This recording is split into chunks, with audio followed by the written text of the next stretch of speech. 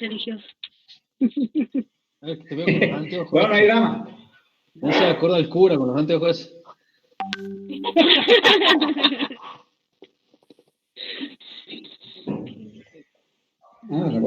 ¿Empezamos? Sí, larga nomás ya. Que Goyo, grave nomás. En nombre del Padre, del Hijo, del Espíritu Santo. Amén. Amén. Señor, te queremos pedir que nos envíes al Espíritu Santo, a tu Espíritu hoy en esta noche, para poder entender lo que nos quiere enseñar, lo que nos quiere decir. Te pido que nos bendigas a cada uno de los que estamos acá, que abran nuestros oídos, nuestra mente, nuestro corazón. A ti te entregamos todas nuestras miserias, nuestros errores, y ponemos a tus pies nuestra disposición para acercarnos cada vez más a ti. Por eso te pedimos en esta noche, rezando un Padre Nuestro, recemos por favor. Padre nuestro que estás en el cielo, santificado sea tu nombre. Venga a nosotros tu reino, hágase tu voluntad aquí en la tierra como en el cielo.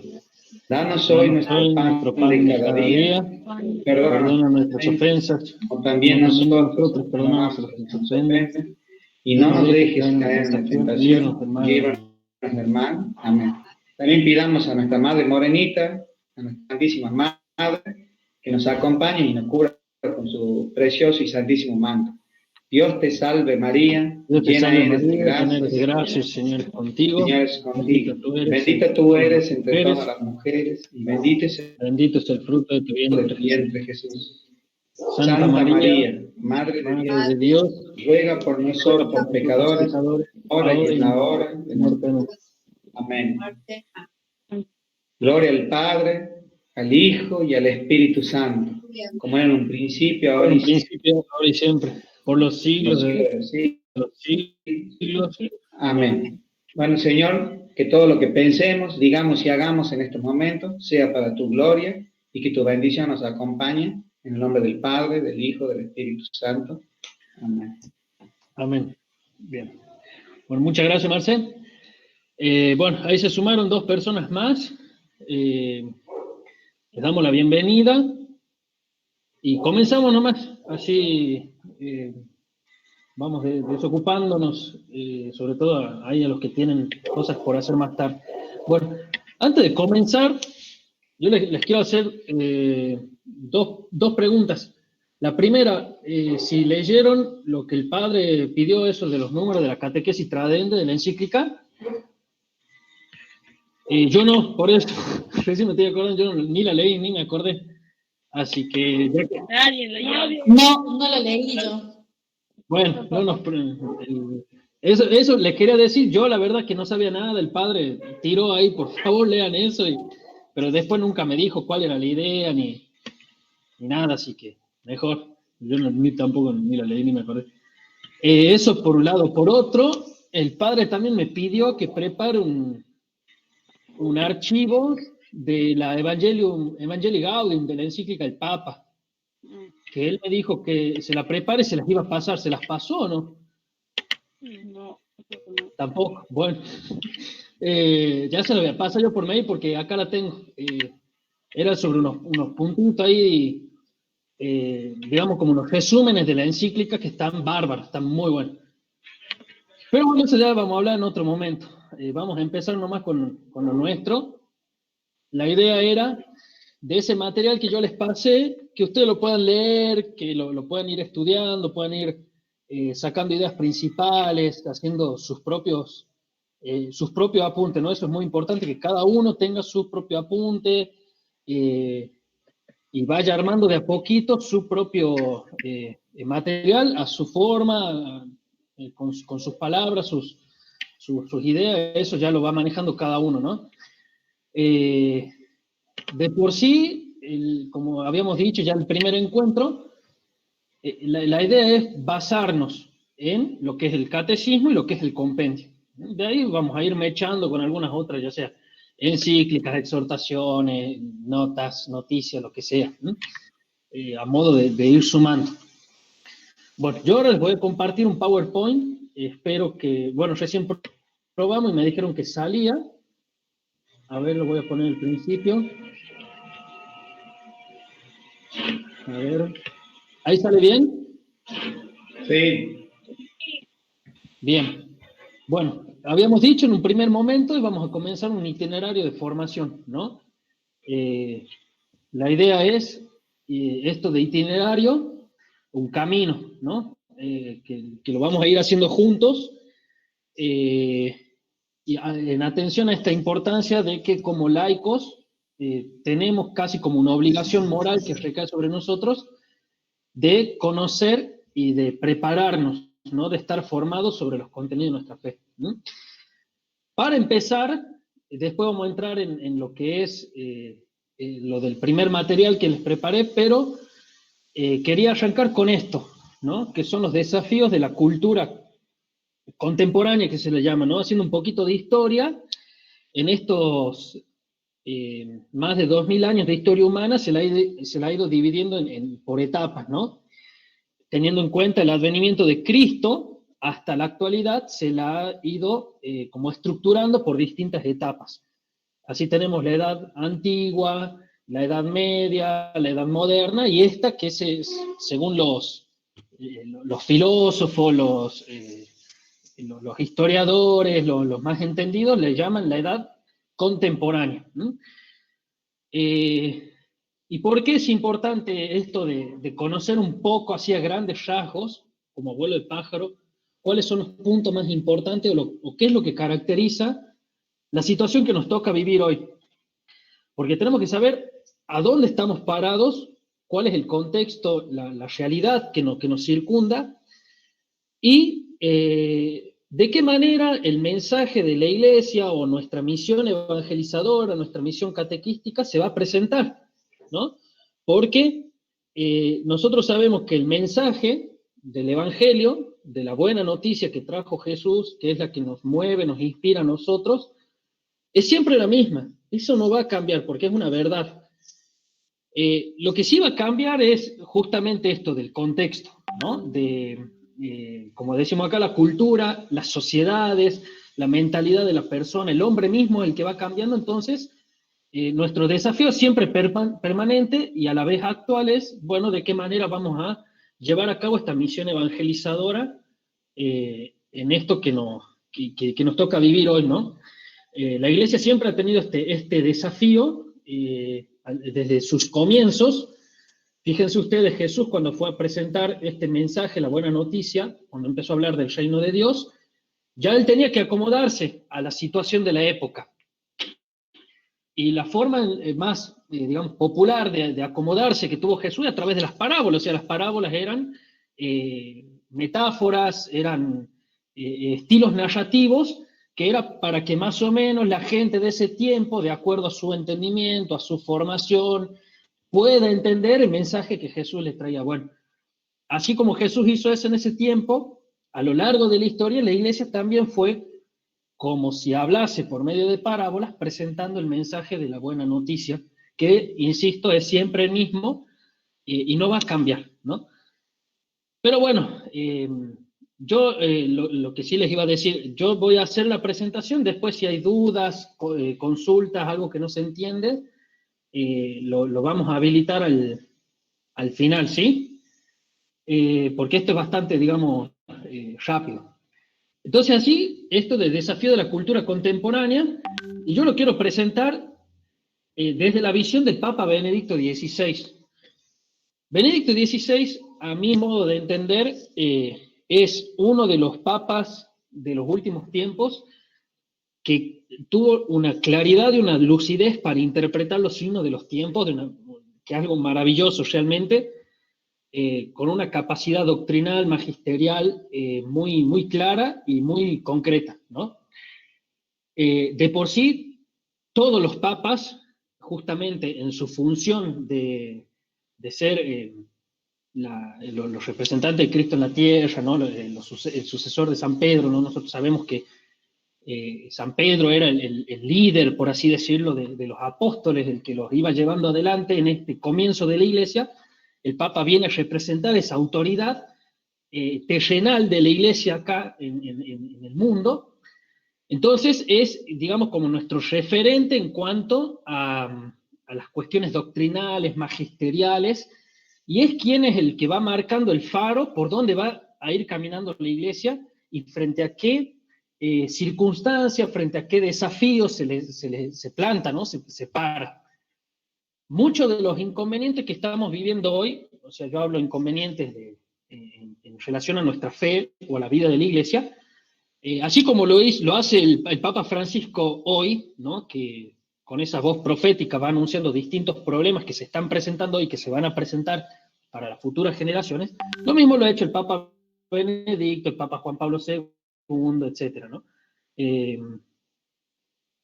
Entonces, yo quiero como presentar un poco el panorama del mundo actual desde esta mirada de Benedicto y compartirles esta frase que Benedicto le escribe en un libro publicado en el año 2005 que se llama Camino de Jesucristo.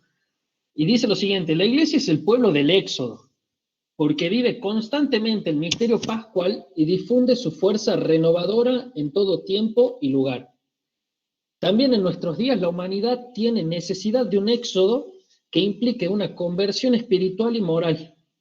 Para salir de una crisis profunda que exige cambios profundos, es necesario renovar las conciencias.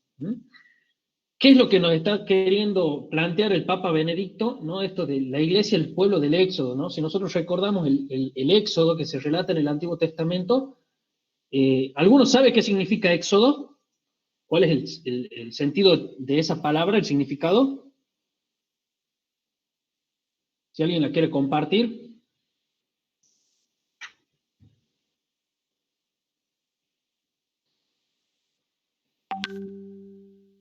Que habilita el micrófono así. Caminar, ir, salir, sería eso. Salida, justamente Éxodo, bien Juanito, bien ahí Alejandra, creo que Gina también escribe acá en el chat, es salida, es salida. Entonces, ¿qué es lo que hace el Papa acá? Hablarnos de esto, ¿no? De la iglesia en salida, ¿qué es lo que también insiste el Papa Francisco hoy? Pero fijémonos lo que el Papa Francisco hoy hace con tanto ímpetu, con tanta fuerza, esto de que quiere una iglesia en salida. Bueno, ya lo había anticipado el Papa Benedicto, ¿no?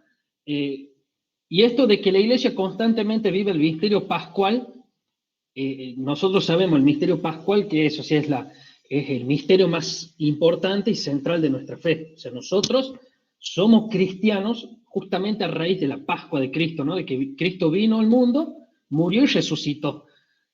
Sin ese misterio pascual no podemos entendernos. Nosotros como cristianos no podemos entender la misión de la iglesia, no podemos entender la evangelización, no podemos entender nada, ¿no?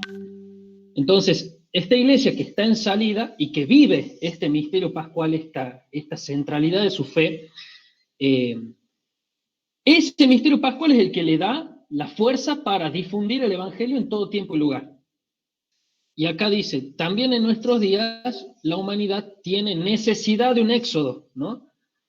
Esto de lo que habla acá de la humanidad, como nosotros ya estamos acostumbrados desde, por ejemplo, Juan 23, Pablo VI, desde el Concilio Vaticano II, Juan Pablo II, Benedicto, Francisco, ellos ya hablan en términos de humanidad, no solamente los católicos, sino que abren sus mensajes a toda la humanidad. Por eso muchas veces se habla de esto de los hombres de buena voluntad, ¿no?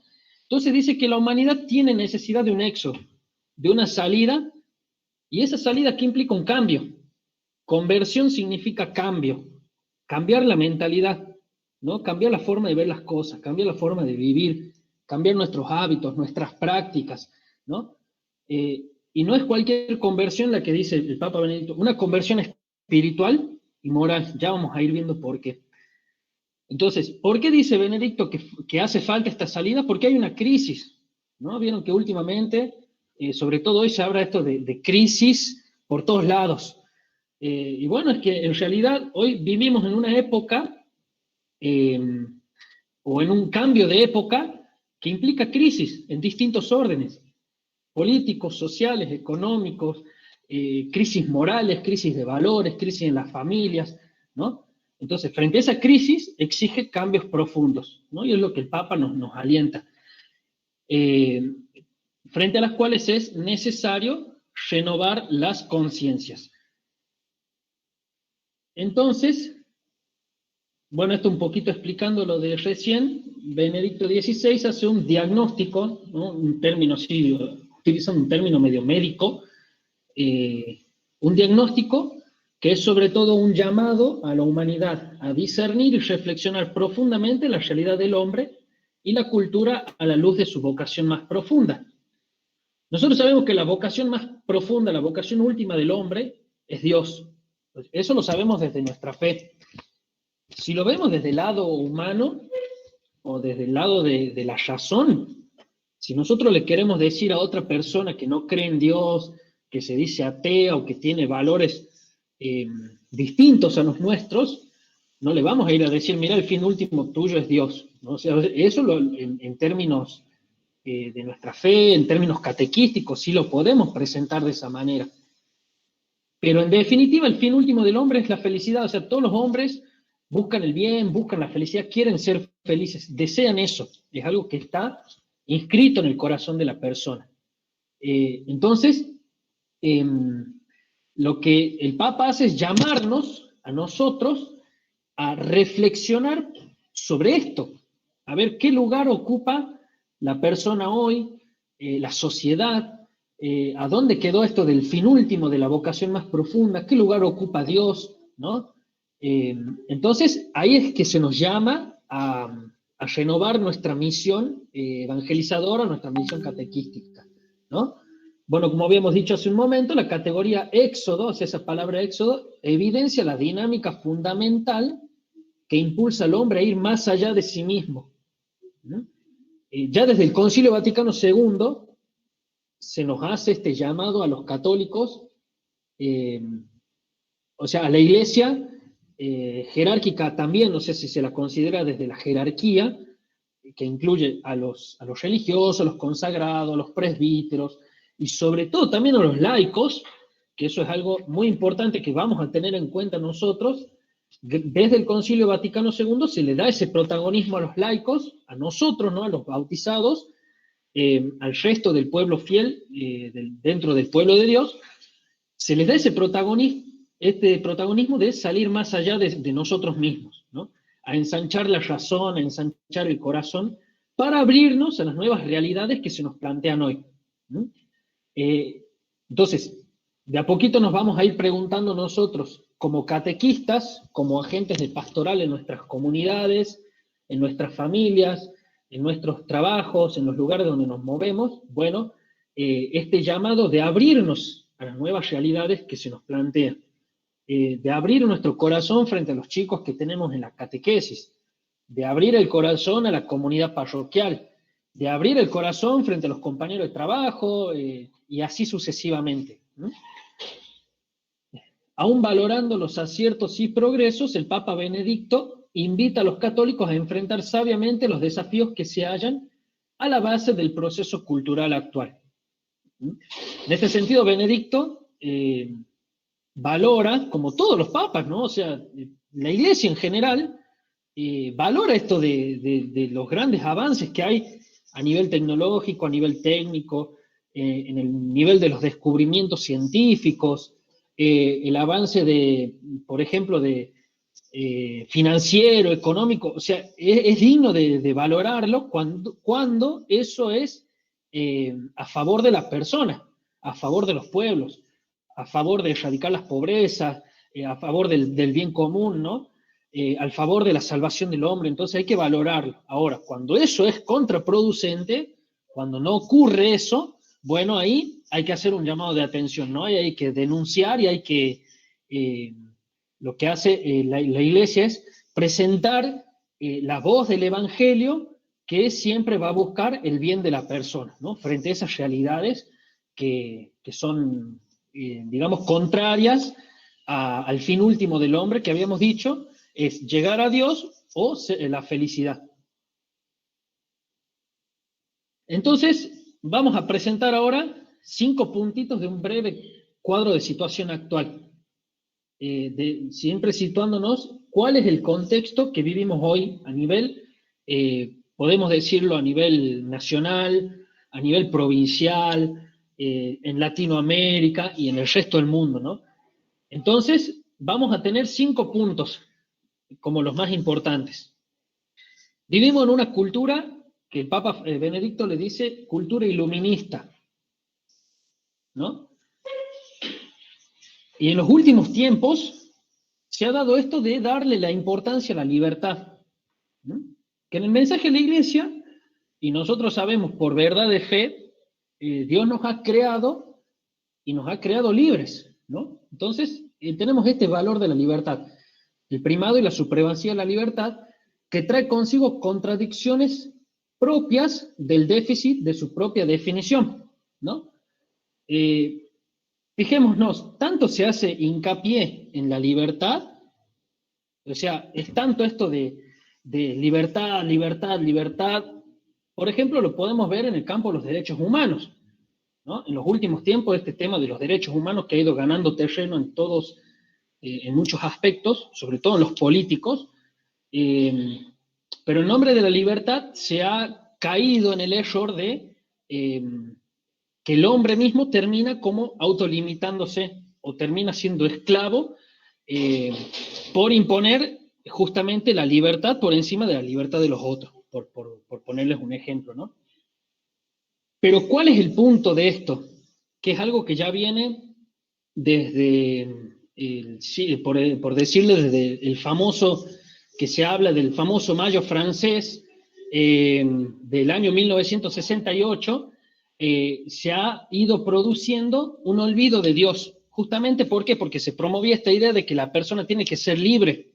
Entonces, en esa libertad se tiene que despojar de la idea de Dios, se tiene que despojar de la religión, se tiene que despojar de los valores tradicionales, se tiene que despojar de la familia, ¿no? Y muchas de esas cosas hoy también se están siguen impregnadas en nuestra cultura.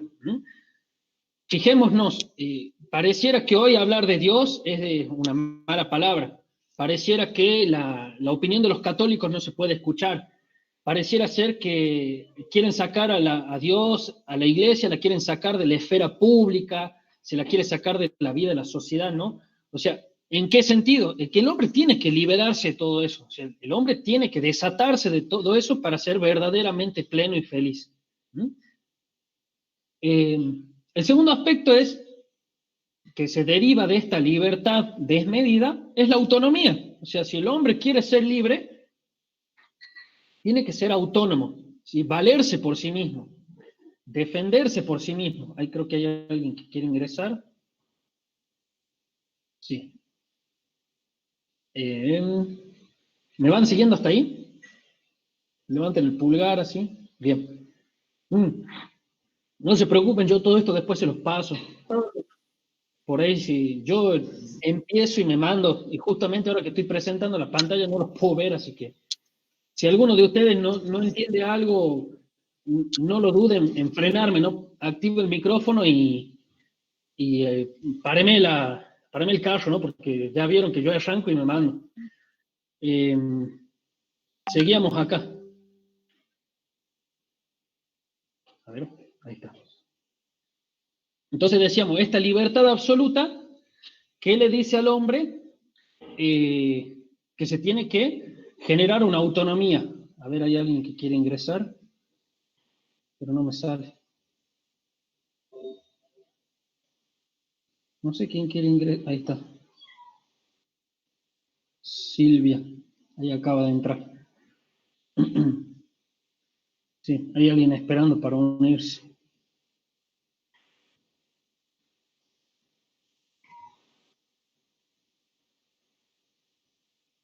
Bueno. A ver. Seguimos. Ahí está. Bueno, decíamos esto, la cultura iluminista. Está presentando, Silvia parece que todo padre está presentando su pantalla, no veo nada de lo otro. A ver. Lo tuyo. Parece que sí. A ver. Silvia, fíjate, no sé, creo que tocaste algo ahí.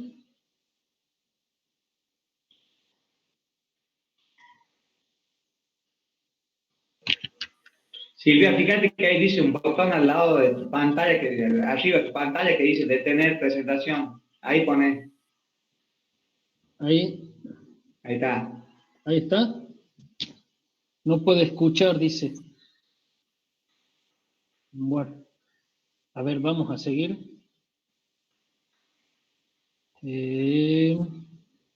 Ahora sí. Espera. Bueno, cultura iluminista esto, ¿no? Esta autonomía absoluta del hombre. En parte en esto ya van a influir mucho lo que allá por el siglo XVIII,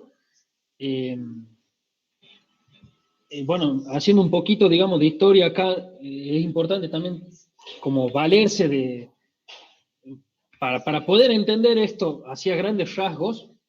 En el siglo XVIII surgieron grandes filósofos que se los llama racionalistas, y entre ellos estaba una persona que es René Descartes, ¿no?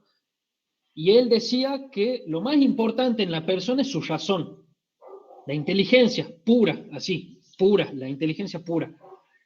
Entonces, ¿qué hace con eso? Destierra, o sea, le quita validez a todos los otros, digamos, aspectos que le permitan a la persona conocer, interactuar, relacionarse con los demás, ¿no? Claro, ¿qué hace? Al decir que lo único importante en la persona es la razón, obviamente cae por tierra la idea de la fe, ¿no?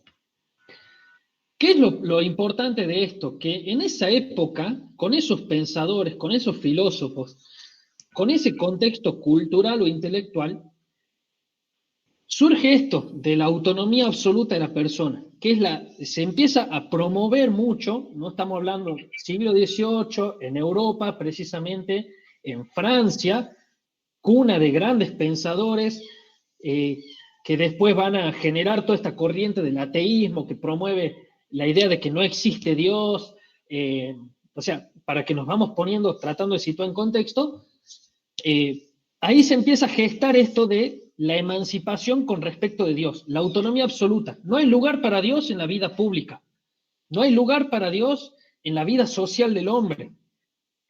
Lo que en ese tiempo se empezaba a construir desde la teoría, desde los grandes principios, desde las grandes formulaciones, hoy lo vemos de hecho, y lo vemos fehacientemente en nuestra vida común y corriente, ¿no? Fijémonos lo que está pasando ahora en plena pandemia acá en Catamarca con esto de la reforma de la Constitución, esto de separar la Iglesia y el Estado, ¿no? Que que por ahí lo pintan con palabras bonitas, con dejar de subvencionar un solo culto, ¿no?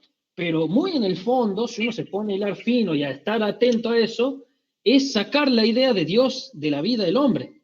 Acá en Catamarca ya tuvimos una diputada el año pasado que presentó un proyecto de ley que quite toda imagen religiosa de los estamentos de las reparticiones públicas. ¿Cuál era el argumento? El evitar discriminaciones a personas que no creen o las personas que profesan otro credo, ¿no? Evidentemente se ve que hay, y acá quizás se haga una crítica, ¿no? Evidentemente se ve que hay un desconocimiento de que la provincia de Catamarca tiene, no solamente en la fe, sino culturalmente, está cargada de un sentido religioso por la Virgen del Valle, sobre todo también las provincias del norte, pero en el fondo está esta idea de generar lo que se llama un laicismo. El laicismo es justamente esto, de Dios no se puede decir nada, es sacar la idea de Dios. Y ese laicismo se une a otro término que es el de secularismo. El secularismo es vivir socialmente, pero esto de lo religioso, de lo cultural, el culto, la adoración, todo eso queda reservado al ámbito privado. En lo público no. Entonces, eso nosotros ya lo estamos viviendo y eso es producto de esto de lo que el Papa Benedicto va a hablar, autonomía absoluta. Si el hombre se separa, es como que llega a una cierta madurez o una edad en la que se separa de Dios, vive autónomamente, bueno, no necesita de Dios, no hay lugar para Dios, no solamente en la vida privada, íntima del hombre, sino en la vida pública, en la vida social. Esta idea del relativismo es muy importante. Yo creo que es una de las ideas más centrales en Benedicto XVI. Y la idea del relativismo, Benedicto XVI habla en términos de dictadura. Una dictadura que nos condena, algo que se nos impone y que nos anula en cierta forma, ¿no? ¿Y por qué? Porque el relativismo es justamente esto, de no reconocer nada como definitivo, de que no reconocemos nada como válido, dejando todo, el último criterio de lo que es la verdad, le corresponde al hombre. Entonces, supongamos acá, yo tengo mi verdad, Marcelo puede tener su verdad, el cura puede tener su verdad, el político tiene su verdad, el docente tiene su verdad, y así sucesivamente, ¿no? O sea, todo es relativo, no hay nada objetivo, no hay nada, sí, objetivo es la palabra más adecuada, de la cual el hombre pueda aferrarse. O sea, ya no hay una verdad absoluta, no hay una verdad plena. Entonces, ¿qué lugar queda para Dios si nosotros sabemos por fe, por nuestra fe, que Dios es la verdad, que Dios es la verdad o el centro de nuestra vida? Entonces, si no tenemos ese horizonte, ¿hacia dónde vamos? ¿No? Tal es así de importante que esta idea de relativismo se ha ido como distribuyendo por distintos aspectos de la vida. El relativismo de los valores, el relativismo político, por decirlo, o sea, en distintos órdenes, esta idea del relativismo, de que todo es relativo, de que no hay nada seguro, no hay nada definitivo, no hay nada válido, sino que hay muchas cosas que son válidas, muchas cosas que son objetivas, es lo que se debe imponer, ¿no? Otra idea importante, escepticismo. ¿Sí? Vivimos en una cultura que pregona un escepticismo. ¿Qué es el escepticismo? El no poder reconocer una verdad objetiva y común, más allá de lo que se demuestra empíricamente, ¿no? Esta idea de escepticismo es contraria a la idea de la fe. Justamente, ¿qué es la fe? Es la capacidad que tenemos de ir más allá de lo que podemos ver, de lo que podemos ver, conocer, comprobar a través de los sentidos, a través de la razón, ¿sí? Y esto del escepticismo es, en realidad, en última instancia, es una negación de la fe. No existe la fe, no existe la verdad, no existe Dios. Escepticismo va a estar muy ligado a la idea de ateísmo, la idea de agnosticismo, todas esas cosas que se están dando hoy, quizás no con estos nombres, pero sí en la práctica o en la vida, en el sentir de la sociedad, ¿no? Y este último del individualismo, que también es importante. Vivimos en una sociedad muy individualista, muy egoísta, pero bueno, el Papa Benedicto lo va a plantear como, dice que es característico de las sociedades de bienestar, ¿sí? De esas sociedades donde hay buenos pasares, donde hay un buen desarrollo, donde hay un buen crecimiento, y que implica un olvido de la necesidad profunda de la relación y del sentido social de la persona. A ver, perdón, creo que me perdí. Sí, de la persona, ¿no? Justamente que la iglesia, el mensaje de la iglesia es todo lo contrario al individualismo, o sea, a esta idea de la solidaridad, a la idea de que la salvación la hacemos entre todos, gracias a un Dios que nos propone la salvación, gracias a un Hijo que vino para salvarnos, gracias a un Espíritu Santo que nos da la fuerza y los medios para salvarnos, gracias a los hermanos con quienes conformamos el pueblo de Dios, la iglesia, todos juntos nos salvamos. Bueno, vivimos en una sociedad individualista, no solamente en el aspecto religioso, en el aspecto de la fe, sino en todos los órdenes, ¿no? Frente a bueno, digamos, pantallazo general o aspecto así como importante de la sociedad actual.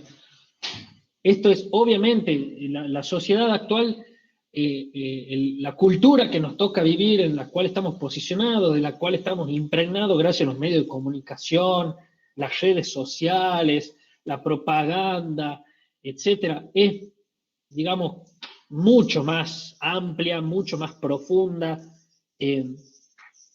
Esto fue solamente así un pantallazo, vuelo de pájaro, ¿no? Bueno, frente a esta sociedad, siglo XXI, que vivimos hoy, ¿cuál es el lugar para Dios? Esa es la pregunta. Hoy es importante redescubrir que la presencia de Dios no es ninguna amenaza para el hombre, porque Dios es el verdadero fin del hombre. Es ahí donde nos tenemos que posicionar nosotros. O sea, eso, por ahí va el camino de la misión de la iglesia de evangelizar. Recordemos que esta misión evangelizadora o misión catequística, tarea, vocación, llamado a la catequesis que nosotros tenemos, no hablamos solamente de la catequesis parroquial, no nos cerramos solamente a eso, ¿no? Sino que somos catequistas en todos los órdenes de nuestra vida, y en última instancia somos evangelizadores, somos discípulos, somos misioneros. Esto es lo que nos tiene que quedar a nosotros. La idea de Dios no es ninguna amenaza para el hombre, no es ninguna mala palabra, no es ninguna cosa del pasado. Entonces, ahora, este es el mensaje que llevamos. Bueno, justamente la importancia de la formación, del conocer, del dar razones o argumentos de esto, es el motivo por el cual estamos hoy. Si sabemos que Dios, si estamos convencidos que Dios es el fin de nuestra vida, es el motivo por el cual somos cristianos, es el fundamento de nuestra fe, bueno, hay que conocer y saber presentarlo, saber comunicarlo hoy, ¿no? Nuestra misión es la de reconsiderar el aporte de la fe en tanto es fundamento de la dignidad de la persona. La persona que fue hecha por el amor, hecha para el amor, y que es incapaz de doblegarse ante todos estos condicionamientos que fuimos nombrando hace rato, ¿no? O que frente a todos estos condicionamientos, frente a todos estos aspectos que hacen a la vida cultural y social de hoy, todavía hay lugar para la fe, todavía hay lugar para el sentido religioso del hombre, todavía hay lugar para el sentido trascendente de la persona, ¿no? La dimensión religiosa, acá quiero hacer un especial hincapié, la dimensión religiosa es fundamental para un humanismo integral, ¿no? Vivimos en la época de la tecnología, de la... A ver, creo que quiere ingresar alguien. Judith, ahí ingresó Judith, perdón que haya interrumpido. Bueno, acá vamos a volver. Este sentido religioso del hombre, decíamos, un lugar para Dios, bueno, esta presencia de Dios, que no es ninguna amenaza para el hombre, esta dimensión religiosa es fundamental para un humanismo integral. Esto de humanismo integral va a estar siempre presente en el magisterio de la Iglesia, en la enseñanza de la Iglesia, ¿no? Porque la Iglesia, que nosotros sabemos, es madre y maestra, es madre de toda la humanidad, es madre de los católicos, pero también de todos los hombres. Cristo vino a redimir a todos los hombres, no solamente vino a redimir a los cristianos, o a quienes nos consideramos cristianos, vino a redimir a todos los hombres, o sea, la salvación está abierta para todos. Por eso hablamos de humanismo integral. También podemos hablar en términos de salvación integral. Y ese debe ser nuestro mensaje, ¿no? Ese debe ser el motor de nuestra misión, de nuestra evangelización. Entonces, este humanismo integral, para que sea verdaderamente auténtico, y por integral hablamos todos los aspectos de la persona, no solamente el racional, no solamente el aspecto empírico, el de los sentidos, no solamente el aspecto económico, social, político, laboral, educativo, familiar, también hablamos de la dimensión religiosa, de la dimensión trascendente, ¿no? De que hay todavía lugar y espacio para esto. La dimensión religiosa que se entiende en consonancia con la vocación trascendente del hombre. ¿Mm? Fijémonos, así como por ejemplo, hoy en día está como muy de moda, por así decirlo, no solamente hoy, sino algo que se viene dando desde los últimos años, esta cuestión de, por ejemplo, el tarot, el horóscopo, la astrología, están estos chamanes que te predicen el futuro. ¿Por qué la gente compra todo eso? Por esto, por la dimensión religiosa, por la dimensión trascendente. El verdadero sentido de la palabra religión es religar, viene del latín religare, relacionarse con otro que yo sé que me supera, con algo que va más allá de lo que soy. Y eso para nosotros es Dios, pero la persona de por sí, el que es no creyente, por ahí se dice ateo, en cierta forma también experimenta esto porque necesita como relacionarse o vincularse con algo que vaya más allá de lo que él es, ¿no? Por eso surgen todas estas cosas. Yo creo que ahí en el apunte un poquito hablamos de esto, de la New Age, que se habla de la nueva era, ¿no?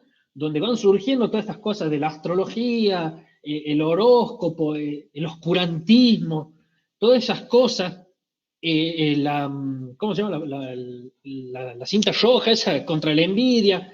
O sea, son todos vestigios, son todas cosas que hablan de esto, de este sentido religioso de la persona y que no se lo puede callar, no se lo puede aplacar, no se lo puede encerrar en un templo para adentro. ¿Mm? Fijémonos lo que es esto de la dimensión religiosa en las fiestas de la Virgen nuestra. Ahí se expresa esa dimensión religiosa, la persona se manifiesta de una manera espectacular, ¿no? Y nosotros sabemos, o sea, sin ánimos de discriminar a nadie, pero los peregrinos que vienen y muchas veces no estudian, no han tenido catequesis, pero expresan esta dimensión religiosa, esto de conectarse con la Virgen, esto de vincularse, esto de agradecerle por haber recibido un favor, un milagro. Es así, la persona humana es así, ¿no? La persona humana tiene esta vocación trascendente. Acá este último punto, Benedicto XVI nos llama a vislumbrar con nuevo ardor el verdadero rostro del Dios amor, manifestado plenamente en Cristo, y proclamar esta centralidad de la fe cristiana en la vida del hombre y de los pueblos. Acá está esto de vislumbrar con nuevo ardor, o sea, ¿qué es lo que nos dice el Papa acá? Que no es solamente propiedad de Benedicto XVI, o sea, yo lo presento a Benedicto XVI porque la verdad me parece que es el que con mayor claridad ha presentado todos estos aspectos de la vida social del hombre, pero también lo que hace Francisco hoy, lo que ha hecho Juan Pablo II, lo que han hecho Pablo VI, Juan XXIII, todos los papas en el contexto, en el tiempo que les tocó pastorear la iglesia, es esto de renovar el ardor de nuestra fe, volver a encender esa llama de la evangelización. Y el mensaje que tenemos que llevar es este, en Cristo, que es la centralidad de nuestra fe, centralidad de la vida cristiana del hombre y de los pueblos. Ese es el mensaje que lo tenemos que presentar hoy. Ese es el mensaje que habíamos dicho al principio. No cambia, que va a ser así para siempre, pero ¿qué es lo que va a ir, digamos, cambiando? Bueno, la forma en lo que lo presentamos, la forma en lo que los llevamos, el estilo, los canales, todo eso lo que sí va a ir como acomodándose a los cambios de época, a los cambios culturales, al avance de la humanidad. Pero el mensaje en su esencia, lo que seguramente ustedes deben conocer, esto del querigma, ¿no? de ese primer anuncio que hacían los apóstoles al comienzo de la iglesia y que la iglesia lo sigue haciendo hasta el día de hoy, de anunciar que Cristo padeció, murió y resucitó para salvación nuestra. Ese es el querigma, el primer anuncio de nuestra fe. Entonces, eso también lo debemos presentar hoy con un nuevo ardor, con un nuevo estilo, con esa nueva llama del amor de Dios, ¿no? Que Dios, de ese amor que Dios nos impregna, y de ahí sacamos nosotros la fuerza para evangelizar y para comunicar esta fe. En síntesis, ¿cuál debe ser nuestra actitud característica hoy? La prioridad de Dios frente a una sociedad, frente a un mundo, frente a sistemas políticos. Eso no nos tenemos que olvidar. Nosotros peleamos contra enemigos muy potentes, ¿no? Enemigos que tienen grandes poderes económicos, grandes poderes estructurales. Hay aparatos ya muy bien armados que justamente buscan acallar, ya sea la voz de la iglesia, la voz de los cristianos, la voz de los católicos. Fijémonos en países como Francia, los ataques que sufren los católicos, en los países del Medio Oriente, la persecución que se hace a los católicos, a los sacerdotes, la quema de iglesias. O sea, todo eso son cosas que veníamos hablando, ¿no? Hace rato, de que Dios no se puede hablar, de separar a Dios de la vida del hombre. Todo eso son aspectos de esas cosas que hemos presentado hace un momento. Bueno, nuestra actitud es esta: la prioridad de Dios, la prioridad de nuestra vida de fe, de nuestra vida parroquial, nuestra vida comunitaria. Y también con una mirada realista y profunda en la realidad. No es justamente caer, ¿cómo les digo? También no debemos por ahí cometer el error de caer en un fideísmo, o sea, en un fideísmo que es la fe por la fe misma, el lado religioso por el lado religioso y nada más. No, o sea, somos personas que vivimos en este mundo, que vivimos en un contexto temporal, en un contexto terrenal. Si sabemos que Dios es nuestra prioridad, pero también tenemos una prioridad y una misión en esta tierra. Esa es la mirada realista. Eso es tener una mirada profunda a la realidad. Saber interpretar los signos de los tiempos que tan acertadamente Juan Pablo II dijo durante su pontificado: interpretar los signos de los tiempos, ¿no? Toda esta cuestión del aborto, toda esta cuestión de la eutanasia, toda esta cuestión de sacar la idea de Dios, toda esta cuestión de no solamente ir contra la fe cristiana, fe católica, sino contra los distintos credos. Todo eso son cosas que ya lo han ido anticipando antes los papas en sus pontificados anteriores. Entonces, eso es tener una mirada realista, ver cuál es el panorama en el cual nos movemos, cuál es el contexto en el cual nos toca vivir y de qué manera presentamos la evangelización, de qué manera misionamos, de qué manera catequizamos, ¿no? Fíjense lo que Jesús le dijo a sus apóstoles en uno de los pasajes del Evangelio, que estaban los apóstoles pescando, estaban tristes de que no había pesca, no había peces. Entonces Jesús, ¿qué le dice? Vayan, naveguen mar adentro y echen las redes. Bueno, ese navegar mar adentro también lo podemos ver e interpretar en este sentido. Navegar mar adentro de nuestras estructuras, en nuestras instituciones, en nuestros trabajos, en nuestras familias, y echar las redes. Justamente echar las redes es metafórico en este sentido, ¿no? De pescar, ¿no? ¿Qué le dijo Jesús cuando lo llamó a Pedro? Pedro, que era, perdón, no Pedro, sí, o Pedro, sí, bueno, uno de los apóstoles, que era el recaudador de impuestos, creo que Pedro, sí, que era el recaudador de impuestos, y le dijo: ven y yo te haré, ven y sígueme, y lo llamó, y le hizo dejar todo eso que él estaba haciendo, y lo llamó, y después Pedro fue uno de los, sí, que lo negó, que estuvo ahí, tuvo sus momentos de crisis, toda esa duda, pero fue uno de los más fieles y uno de los que, junto con San Pablo, de los apóstoles más acérrimos, que se enfrentaron a la realidad, que se enfrentaron a las injusticias, que se enfrentaron a todos los males del momento, e iban anunciando. Y el número de creyentes en Cristo iban creciendo, y los bautizados iban en aumento, y así sucesivamente, ¿no? Lo mismo hizo Jesús con sus apóstoles, los que eran pescadores, no me acuerdo ahora, pero cuando los llama, les dice: vengan y yo lo haré pescadores de hombres. Bueno, justamente Jesús llama y nos llama a nosotros también, así como llamó a los apóstoles en su tiempo, en su contexto, en sus pueblos, y en ese ámbito ellos evangelizaban, ellos catequizaban, ellos hacían discípulos. Bueno, a nosotros también nos toca eso hoy. Entonces, esto de la prioridad de Dios y la mirada realista, ¿sí? Sabemos que Dios es nuestra prioridad y nuestra misión es presentar a Dios y el mensaje del Evangelio en nuestra realidad. Bueno, un poquito esto, ¿qué implica ser catequista? Ser catequista es responder a un llamado, es Dios quien toca el corazón de la persona y le pide que hable en su nombre. Ser catequista es una vocación que se transforma en misión, implica dar a conocer a Dios, su verdad y su amor.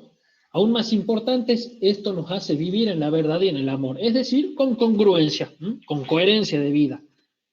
Ser catequista es una invitación personal de Dios a la cual hay que responder con amor y prontitud, porque, como dice el Evangelio, la mies es mucha, pero los obreros son pocos.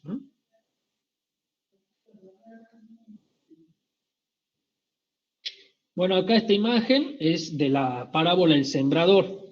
Yo creo que la parábola del sembrador es por ahí la que mejor define la misión del catequista. No solamente la misión del catequista, sino la misión del cristiano. El sembrador que va desparramando su semilla en distintas tierras hasta que cae en tierra buena y hace sus frutos, ¿no? Bueno, pensarlo eso también desde el lado de nuestra misión de catequistas. A quienes les presentamos nuestro mensaje, de qué manera lo hacemos. Nuestra misión también es preparar ese corazón, preparar esa tierra para que la semilla al momento de caer pueda dar muchos frutos, ¿no? Sin duda que no es una tarea fácil, pero sabemos que esta vocación, este amor, este sentido de pertenencia que nosotros experimentamos y vamos desarrollando, nos van a dar o vamos a tener las herramientas para hacerlo, ¿no? En cómo venimos con el tiempo. Bueno, vamos a seguir un poco más. ¿Qué implica ser catequista? Bueno, una vocación y una misión, ¿no? Un llamado que se transforma en una misión. Bueno, un poco esto de la importancia de la formación. Como sabemos, el mundo cultural en el que nos movemos está dominado en buena parte por la indiferencia religiosa, el relativismo moral, el hedonismo materialista. Esto de hedonismo es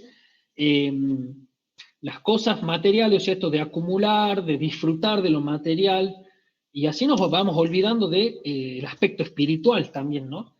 Este contexto que impregna muchos ambientes familiares y sociales tiende a borrar paulatinamente el sentido trascendente de la persona e induce incluso a los creyentes a poner en duda sus propias convicciones cristianas, ¿no? ¿A quién no le ha pasado que en el mundo de hoy sentimos este deseo de achicarnos cuando tenemos que dar razones de nuestra fe, cuando tenemos que dar los fundamentos de nuestra fe cristiana, cuando tenemos que decir por qué creemos en Dios, por qué creemos en Jesús? Y muchas veces nos pasa esto de experimentar el lado humano de dudar, de caer en la duda, de entrar en ese juego de si vale la pena seguir creyendo, si el mensaje de la fe sigue siendo verdadero aún hoy. Frente a este panorama se hace apremiante la clarificación de los principios básicos y fundamentales del cristianismo, la importancia de la formación. Estas circunstancias comprometen a la conciencia humana a la toma de posición honesta para no caer en la fragilidad y en la incoherencia. Se suele decir por ahí que un cristiano que no se forma cae en la deformación, ¿no? O sea, si yo tengo dudas, si yo tengo miedo por ahí de dialogar con otra persona, que justamente en este sentido de la fe, si yo me siento frágil, bueno, justamente hay que formarse, esa es la importancia en el sentido último.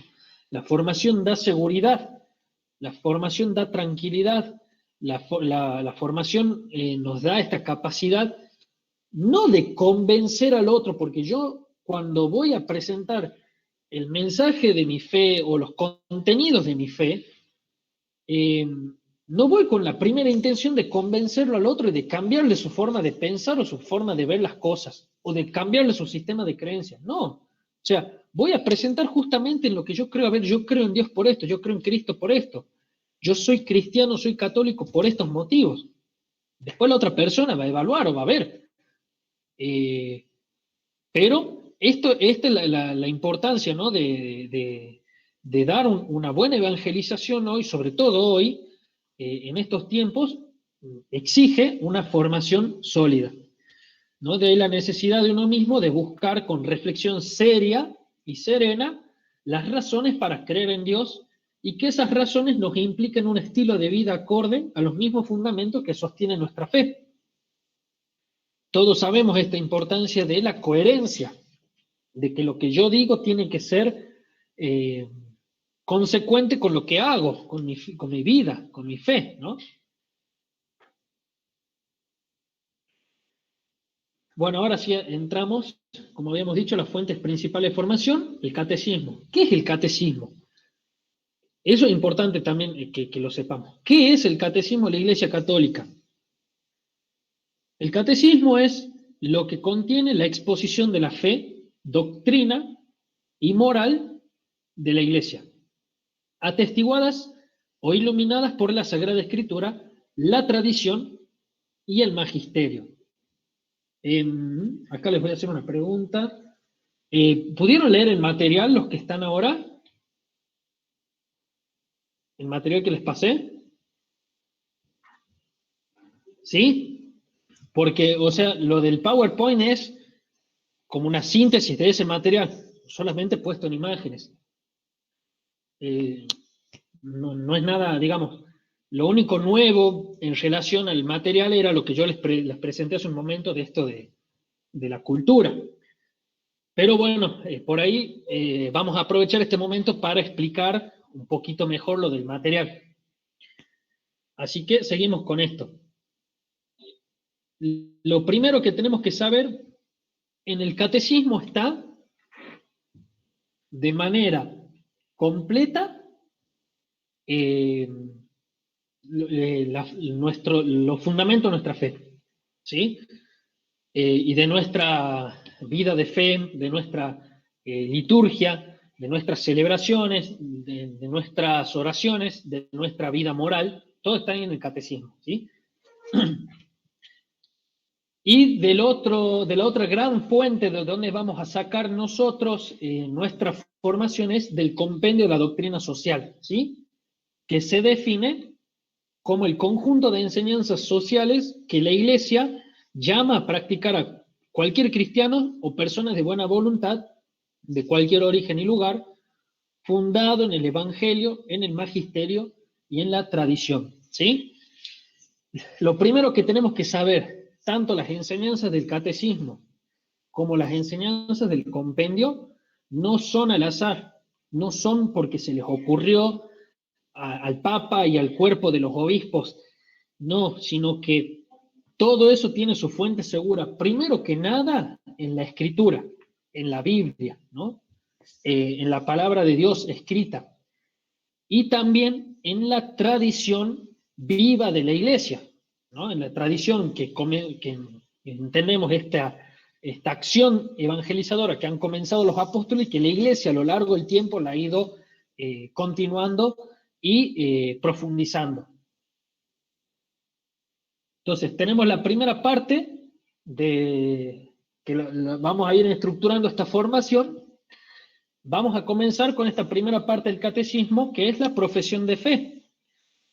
Es un análisis que hace en base a los artículos de la fe que están expresadas en el credo, ¿sí?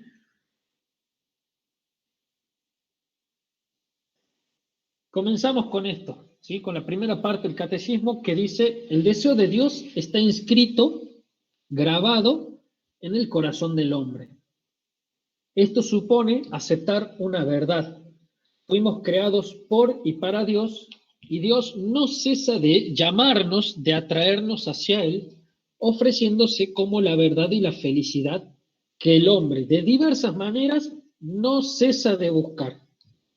Con esto afirmamos lo siguiente, el fin último, la vocación más alta de la persona es Dios, ¿sí?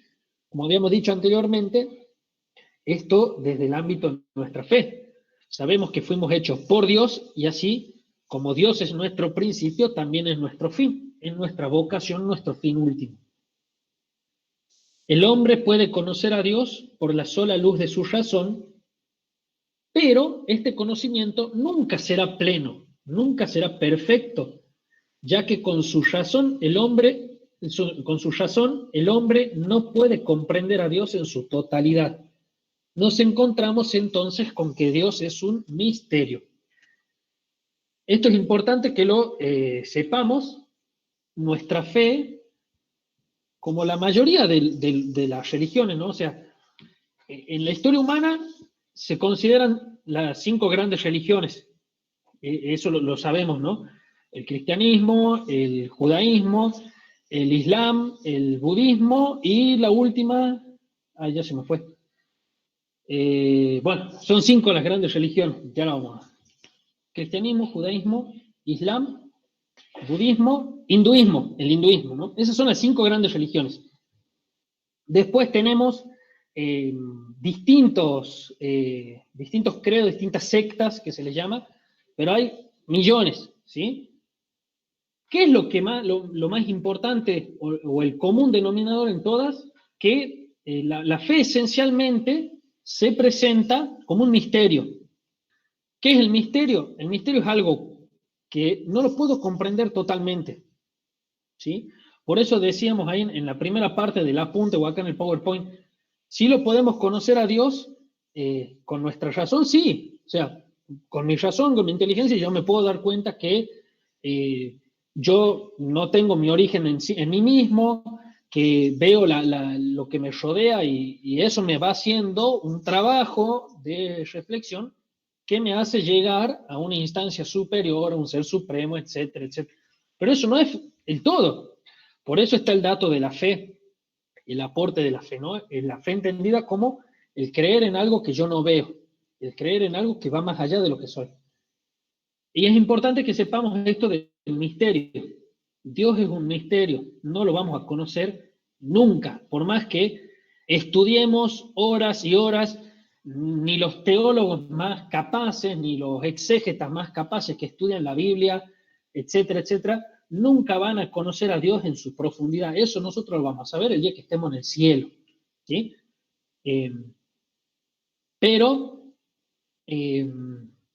Esto de que nos encontramos entonces con Dios, que es un misterio, con que es un misterio. O sea, lo que nosotros podemos conocer, de hecho, lo que la Biblia expresa no es todo de Dios. No nos revela plenamente a Dios. Lo que está revelado en la Biblia, y eso está escrito, es suficiente para que nosotros creamos.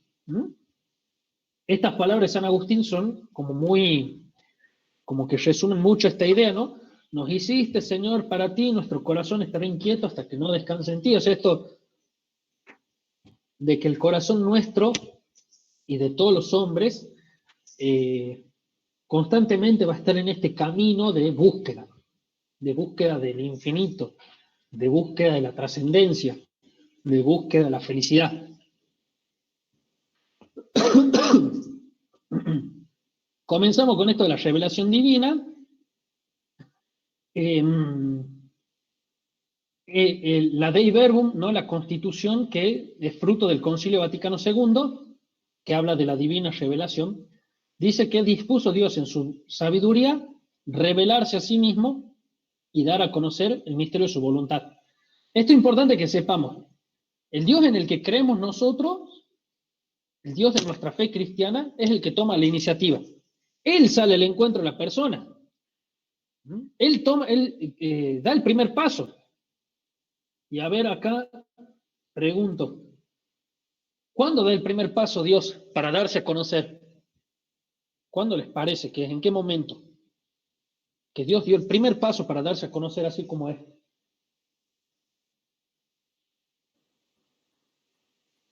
Con la creación del mundo, Con la con la creación. creación de la naturaleza.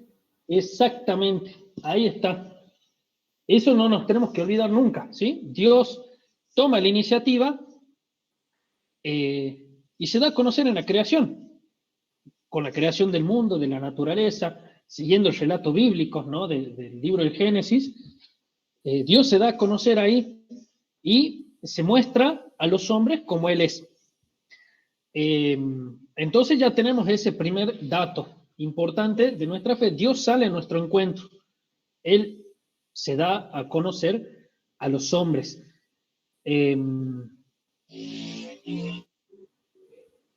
Dios se revela a sí mismo.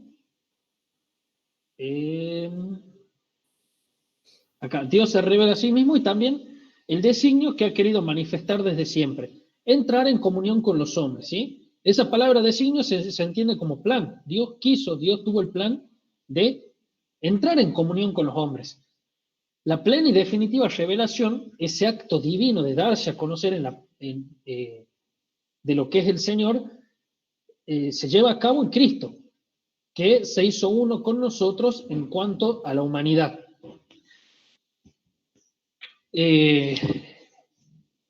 Esa revelación, o sea, ese acto de darse a conocer de Dios, empieza con la creación y culmina, es como un proceso, ¿sí? Como un camino que hace Dios, culmina con Cristo.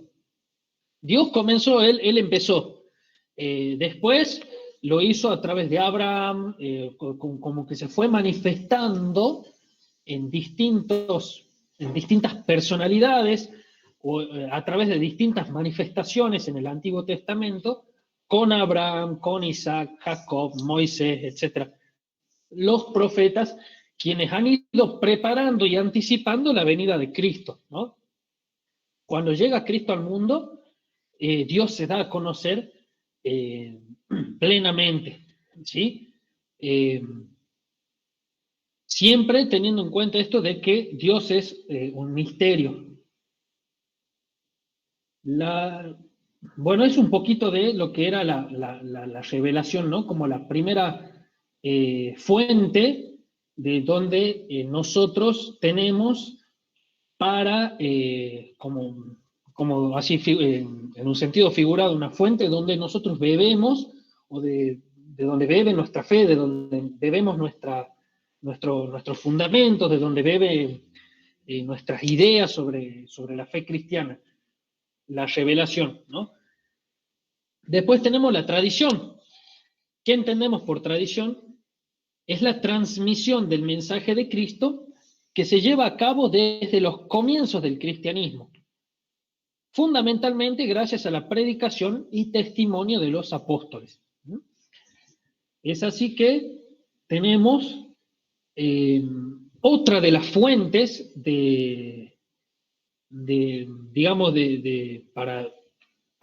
para tomar nuestros fundamentos, es a partir de esta tradición, de lo que comenzaron los apóstoles y a lo largo de la historia ha hecho la iglesia, ¿sí? ¿Por qué es importante saber esto?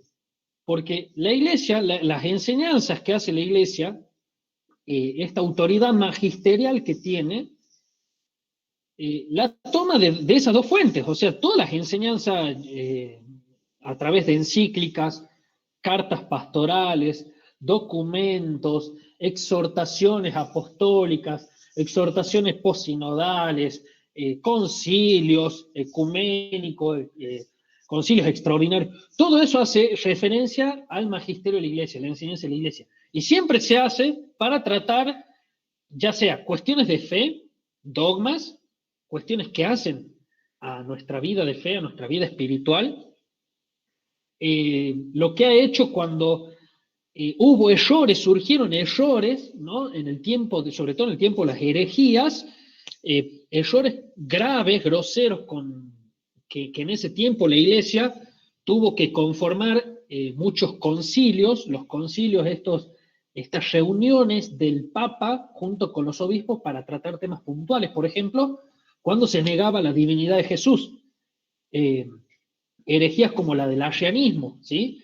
Que eran corrientes que se empezaban a divulgar en ese tiempo, le estoy hablando del siglo IV después de Cristo, siglo V después de Cristo, surgieron los concilios de Nicea, de Constantinopla, justamente, y decían, bueno, está pasando esto, se está negando las verdades de nuestra fe, se está negando que Jesús fue Dios. Y ahí es que se empezaron a formular los contenidos de nuestra fe. Entonces, en esos concilios se definió como verdad de fe propuesto para la creencia de todas las personas que Jesús es Dios y hombre, ¿no? Frente a esos ataques. Todo eso es parte de el magisterio de la Iglesia, de esa autoridad magisterial que tiene la Iglesia en la persona del Papa, autoridad que viene de Cristo y que la otorga el Espíritu Santo, ¿sí?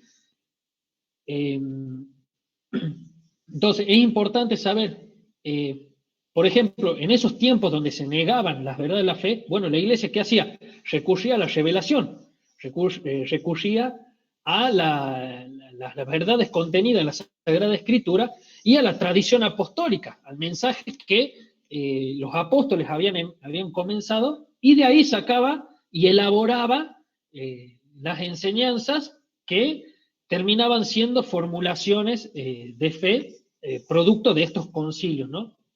Y así lo ha hecho a lo largo del tiempo. Decíamos que esta tradición tiene dos formas, una tradición oral y la tradición escrita. La tradición oral es la que se fue dando de generación en generación, de forma verbal, y la tradición escrita a través de la Biblia, de la Sagrada Escritura. Esto constituye lo que se llama el depósito de la fe, ¿sí? ¿Por qué es importante saber esto? Porque hay cuestiones que hacen a lo que se llama la fides populi, la fe del pueblo.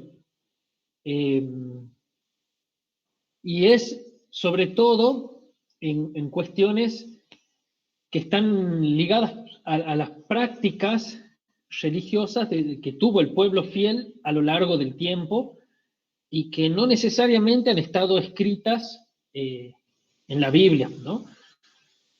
En ese sentido, la Iglesia ha tenido a lo largo del tiempo grandes cambios en su madurez, en su autoridad, y también ha contemplado esto porque hubo un tiempo en el que en la Iglesia, digamos, lo que estaba escrito en la Biblia era palabra santa y nada más, ¿no?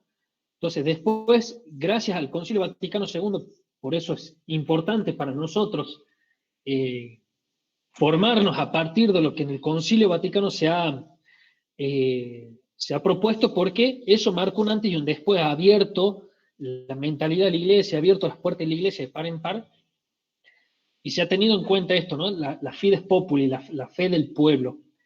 Y esta fides populi, ¿qué hace referencia a esta tradición oral, a esta tradición de generación en generación, de boca en boca, a través de las costumbres, de las tradiciones, de los aspectos que hacen a la cultura, al estilo y a las formas de vida de las personas, ¿sí? Entonces, como que se ha ido complementando la práctica de la fe, la práctica formal, con lo que está escrito en la Biblia, con lo que está escrito en las Sagradas Escrituras. Y por último, tenemos, ya habíamos dicho la revelación, si esto es así muy, muy sintético lo que armé acá, decíamos la revelación, que son las Sagradas Escrituras, la tradición y el magisterio de la Iglesia. ¿Sí? El magisterio de la Iglesia, no decíamos, este depósito de la fe solo puede ser interpretado de forma auténtica y pertinente por el magisterio. La persona del Papa, en cuanto es y tiene y ejerce la autoridad de ser sucesor de San Pedro, ¿no? Recordemos aquellas palabras de Jesús: tú eres Pedro y sobre esta piedra edificaré mi iglesia. Ahí la iglesia siempre ha visto que en la persona de Pedro, como que Cristo les da esa potestad y esa autoridad de ser, hablando en criollo, su reemplazo. Es como que Pedro toma la sucesión de Jesucristo y la continúa a lo largo del tiempo. Entonces, Pedro es piedra. Sobre esta piedra voy a edificar mi iglesia. La iglesia entendida como en términos del pueblo de Dios, no solamente de la iglesia jerárquica, de la iglesia estructural, de la iglesia al templo, ¿no? Sino la iglesia como pueblo fiel de Dios. Y como pueblo fiel necesita una cabeza visible que la toma Pedro. Los sucesores de Pedro van a ser los papas a lo largo del tiempo, ¿no? Entonces, esta autoridad del Papa y el cuerpo episcopal de los obispos, ¿sí? Los obispos, quienes son sucesores de los apóstoles. El cuerpo episcopal de los obispos, en plena comunión con el sumo pontífice, solamente ellos, o sea, los obispos del mundo, en plena comunión, en plena unidad con el Papa, son quienes pueden elaborar lo referente a la enseñanza de la Iglesia. Enseñanza que se le llama adextra, hacia afuera, ¿sí? Es cuando la Iglesia ve la necesidad de tratar un tema que, digamos, atente contra las verdades de la fe, que atente contra la fe cristiana, que ataque la fe cristiana, o que atente contra la dignidad de la persona humana, que atente contra la salvación de los hombres. Bueno, entonces, cuando se presenta una situación, la Iglesia, en la persona del Papa y los obispos, ve la necesidad de elaborar una enseñanza, ¿sí? Y así es que ha ido sucediendo con muchas cuestiones, ¿no? Por ejemplo, con el tema de la pobreza. Cuando surge el capitalismo que viene a, no sé, a reemplazar la mano de obra humana y pone a la máquina. Entonces se empezó a generar en Europa mucha desocupación, las familias quedaban en la calle, el obrero ya no tenía para trabajar. Entonces, ¿qué ha hecho la Iglesia? Ejerciendo esta autoridad, elaboró una enseñanza, ¿sí? Que no tenía nada que ver con cuestiones de la fe, pero que afectaba a la persona, que afectaba a las personas.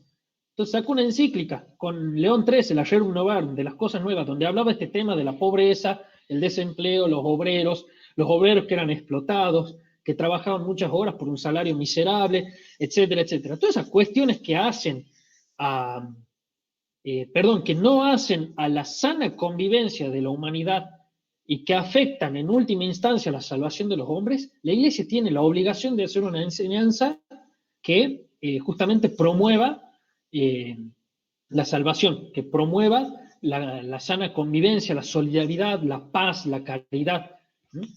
Esa enseñanza la pueden hacer los papas y los obispos, y esa enseñanza siempre va a ser para nosotros algo seguro para nuestra fe, para nuestra formación. ¿De dónde sacan? Primero, de la fuerza que les da el Espíritu Santo, la asistencia que les da el Espíritu, y las fuentes, la revelación y también de la tradición de la Iglesia. Bien, eso ha sido así muy, muy a vuelo de pájaro, como una síntesis de hecho, el primer material de estudio, ¿sí?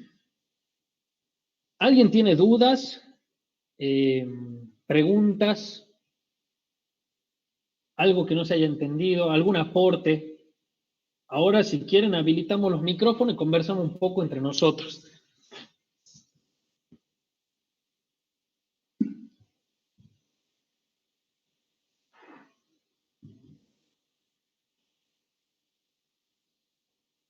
A ver.